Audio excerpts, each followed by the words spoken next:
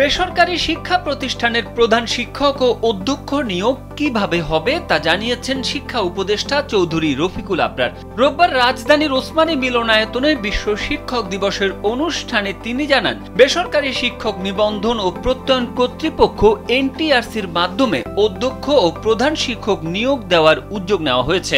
অনুষ্ঠানে চৌধুরী রফিকুল আবরার বলেন, বৈষম্য বিরোধী আন্দোলনের পর মন্ত্রণালয় শিক্ষা ব্যবস্থাকে পুনরুজ্জীবিত করতে নিরলসভাবে কাজ করে চলেছে, যার লক্ষ্য মানসম্মত অন্তর্ভুক্তিমূলক বিজ্ঞান ভিত্তিক ও মানবিক শিক্ষা নিশ্চিত করা। আধুনিক বিজ্ঞান ও কারিগরি শিক্ষার প্রসারের মাধ্যমে তরুণ প্রজন্মকে দক্ষ, উদ্ভাবনী ও বৈশ্বিক প্রতিযোগিতার উপযোগী নাগরিক হিসেবে গড়ে তোলা।